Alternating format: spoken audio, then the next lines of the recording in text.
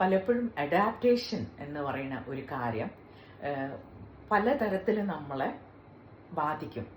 നമ്മൾ പറയും അഡ്ജസ്റ്റ്മെൻറ്റ് എന്നുള്ളൊരു വാക്ക് ഉപയോഗിക്കും, അഡാപ്റ്റേഷൻ എന്നുള്ളൊരു വാക്ക് ഉപയോഗിക്കും. പലപ്പോഴും ഡിസ്ഫങ്ഷൻ എന്നുള്ള ഒരു പ്രോബ്ലം നമ്മുടെ ജീവിതത്തിൽ പല ഏരിയാസിലും ഉണ്ടാവും. ഡിസ്ഫങ്ഷണൽ ഫാമിലി ഉണ്ടാവും, ഡിസ്ഫങ്ഷണൽ ആയിട്ടുള്ള റിലേഷൻഷിപ്പ് ഉണ്ടാവും. എന്ന് വെച്ചാൽ അത് നമ്മളെ ഗ്രോത്തിനെ യാതൊരു തരത്തിലും ഹെൽപ്പ് ചെയ്യാണ്ട് ടോക്സിക് ആയിട്ടുള്ള ഒരു സിറ്റുവേഷൻ ആയിരിക്കും. ഈ അഡാപ്റ്റേഷൻ എന്നുള്ള പ്രോബ്ലം എന്ന് വെച്ചാൽ കുറേ കാലം അതുമായിട്ട് യൂസ്ഡായി അത് ശീലമായി കഴിഞ്ഞാൽ പിന്നെ അതാണ് നോർമൽ. നമ്മൾ ആ ഒരു ഫെമിലിയാരിറ്റിയിൽ നമ്മൾ നിൽക്കാൻ തുടങ്ങും. അതില്ലെങ്കിൽ ബുദ്ധിമുട്ടെന്ന് പോലെ തോന്നും. എത്ര ബുദ്ധിമുട്ടുള്ള ഡിഫിക്കൽട്ടായിട്ടുള്ള പെയിൻഫുൾ ആയിട്ടുള്ള സിറ്റുവേഷൻ പോലും നമ്മൾ നോർമലായിട്ട് മാറും. എങ്ങനെ? ഈ അഡാപ്റ്റേഷൻ ശീലമായി കഴിഞ്ഞാൽ.